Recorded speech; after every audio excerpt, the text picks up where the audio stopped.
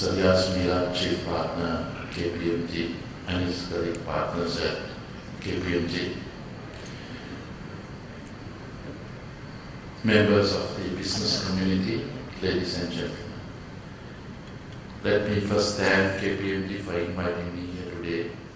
We presented yesterday, called us early in the morning, and so that we can reflect our thoughts of the budget. I don't need to speak very much more on the budget. I'm sure Shamila has done that very adequately.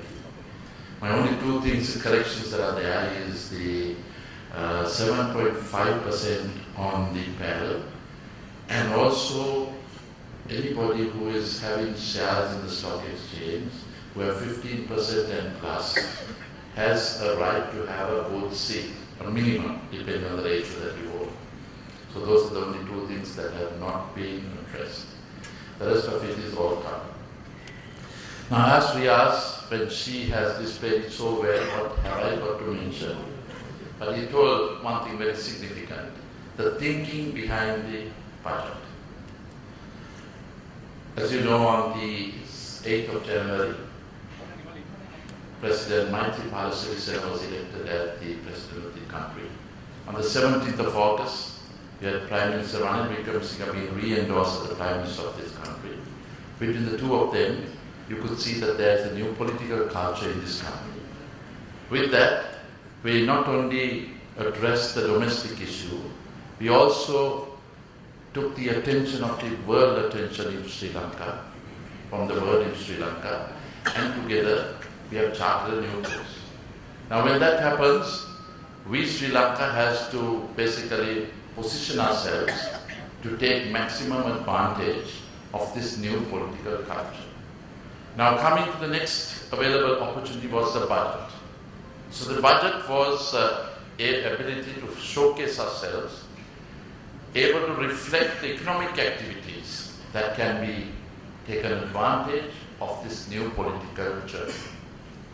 So the Secretary of our Ministry, the Deputy Secretary of the Treasury, Mr. Article, and our team in the Treasury, Mr. Veera Singh from the Central Bank, all of them put their best thinking process into realistic work.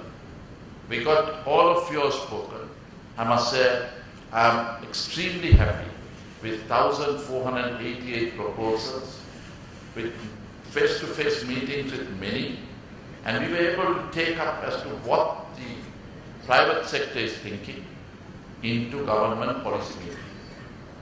So this has been one of the reasons as to why we have come as close as to the market, taken your ideas, put our minimum conditions in, and reflected that in yesterday's budget.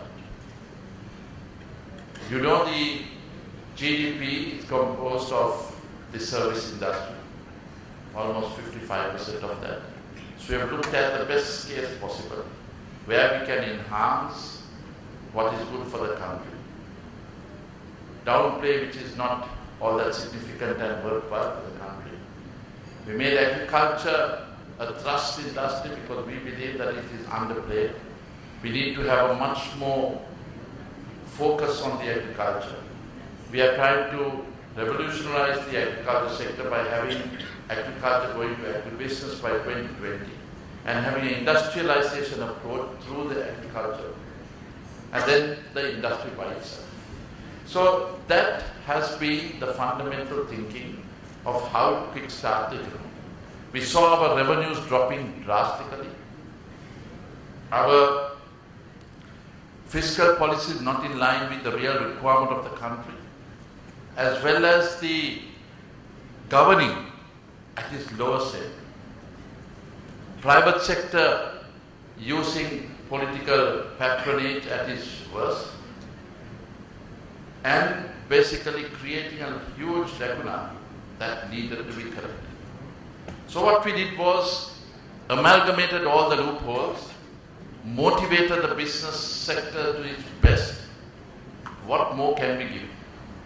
If the private sector can't kickstart from here, please, I don't think you could do business in Sri Lanka. We have our minimum targets to get the country moving. We want to develop it with a very strong Sri Lankan industrial base, Sri Lankan ownership. We are given all the opportunities for a wake-up call. And if you do not get up now, please sleep forever. Because we will ensure the government will step in, foreign investment will come in, and the people of this country will be protected because we need a country on the move. That is the stark reality of the basis of how we made this. How did we get it? We looked at all the deficiencies that are there. Let me start with the last, which is the most significant one, remittances. That is the easiest once you build confidence in the market. We looked at billions of monies that are going around.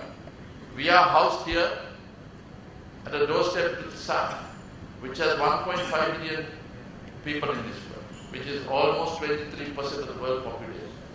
They feel very comfortable with Sri Lankan living styles and its normal approach of how we have been covered. So what we did was, please bring in your monies here. You don't need to take it to the Singapores, the Dubais, Qatars. We are here, giving you comfort factor. What was required? Bring in confidence. Areas of archaic rules and regulations taken away. Unwanted interference of how it comes, where it comes is not necessary. Any case, those monies are never coming in. So we want to boost confidence. And we have been speaking with many big banks, many local banks, and their professional approach has been looked at as to how to bring this money. And now we have given that in a very open basis. Our sincere interest is not to catch anybody down the line. Bring your monies, enjoy the benefits given. We require your money, you require a safe haven. That has been the base. So now it is up to you to maximize this. The question that was asked is, will we bring this and catch you 2 years down the line? We have taken all those clauses out. We added that specifically. We added those last things in, which was no questions asked from where it comes as long as it comes through a normal banking channel. We have to protect ourselves because suddenly they ask, is this for political patronage that you're giving? You're running after on one side and are you giving the same exemption on the other side? No, we are not interested in that. Don't waste time on those are political matters. We are here to build a strong macroeconomy. Let's get moving. Then the next one was the areas of taxation, which will lie very heavily. After all, governments can collect money in very many ways.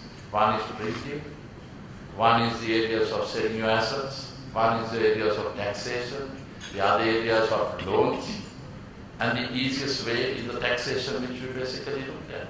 But we decided it is far too laborious the ways that have been put to place. Instead of having many hidden taxes, let's just have a very clean upfront tax, 15%, 30%.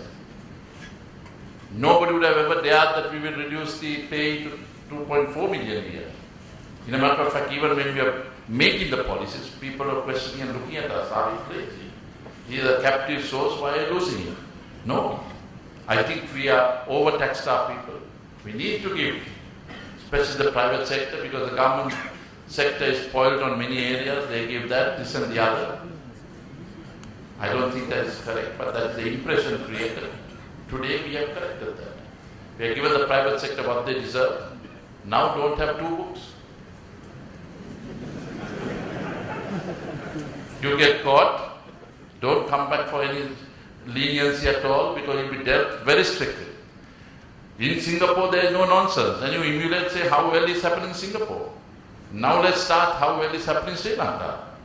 Let them, Riyaz was just telling me, that you could easily boast that we are the lowest tax, going to pay tax country in the world. Going to pay. You have still not paid us. So now you could base yourself as this is a role model. This was not built by just one or two people. You had President who given his overall objective. You have Prime Minister who is hands-on. He's not a Prime Minister that is just taken off from the political disease with a lot of experience. So when ministers like us, we address the issues, they know what we are talking. We have a cabinet ministers that basically are very business-oriented. And that's how we have been able to put a very responsive budget. So taxations are very clear. Exemptions are taken off, which we don't want. Riyas and all want to make undue money, so by giving tax consultation. So as a result, now it's very clear. You look at it, one page in future, one page tax files is what we want, and then you get it moving. Then the other areas that we have basically got our act together is the custom duties. We find that there's a lot of, I must say, customs come under my purview. And I'm happy on one side, revenues come in. Sad on the other side that we can collect 100% more and we're not collecting it. So we have reduced those taxes to meaningful proportion so that you will be able to get a very straightforward, you will have it on your computer screen even if you go to clear, yes, I'm only going to pay this amount. So it's a Raphael from United Motors can now bring his Pajeros in without any fear. Instead of undervalue, overvalue, now you've got the real value. So these are the areas that we believe that when we want to collect, we are increasing our revenues to almost 15.2% of GDP. Our tax collections are roughly about 13.6% of GDP. Balance areas coming from non-taxes. And that's how we have basically constituted our 15.6% of revenue. Our expenditure has been curtailed on reducing recurrent expenditure, but putting 110% more on capital expenditure, which has never been seen in the recent past. What we want to do is ensure the multiplier effect. We want to show that the government is willing to spend. When we know that government is spending, the private sector spends 10 times more. And then you basically have the economic kickstart. I call upon the private sector and foreign investors. This is your turn. We have made an even playing field. We have definitely given our Sri Lankans a head start. It is a must, and we will do so. From there onwards, you could easily partner any one of them and be part and parcel of the success story. Then you look at the areas of archaic laws. The foreign exchange laws will be taken off and foreign exchange management agency will be brought into place. The BOIs will give approvals in 50 days. And every single step that is part of the budget is to be implemented, not just rhetoric that was there. Yesterday's speech was able to encapsulate every single thing and give one document and say this is going to be our future. So ladies and gentlemen, that has been the sole purpose, the sincere intention and the way forward. We have brought you into an even playing field and now you could use Sri Lanka instead of domestic business, international business. We call upon our overseas friends. You don't need to have your savings in negative returns. You can bring them into Sri Lanka and have a 200% return. The Colombo International Financial Center will be managed by ex-bankers, professional bankers. They will set the stage. We are only supervisors of how things happen. Government doesn't want to be in business. But don't forget, if we want to be, we'll be if the private sector doesn't step in. That is a clarion call that must be mentioned. Otherwise, they think it's a less fair to do. So if we do little, that is good enough. No, we want to do the level what is expected of us. And that's the benchmarking that we will show before too long. The finance ministry will have a very strong implementing team. We'll have two sections. One will be creating a separate department for private sector business ease situation. We'll have 10, 12, 15 top class CEOs coming into that place, and you will be basically liaising, interacting with them to see where the roadblocks, passive resistances are. And then you basically can fashion yourself and invite any foreign partner to team up with you, take advantage of the space provided and ensure that you go forward. We have given areas where capital expenditure has always been committed and able to give opportunity for you all to use those. Matala Airport being one of them. Why telephone? Spend 50 million, but then what are you going to do? You're not going to blast it. You've got to get moving. So as a result, we have given you advantages so that we can distill out from other countries and bring it in here. So we pay freight forwarders, international courier operators. Instead of paying 15-20 cents a kilo there, we are offering only 4 cents here. That is how we have fashioned our policy.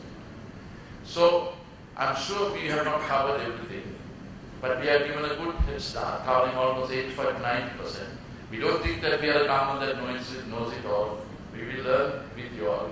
We are quick to learn, quick to implement, but we want the job done. We want it done yesterday, not tomorrow. That is the only thing we require from you.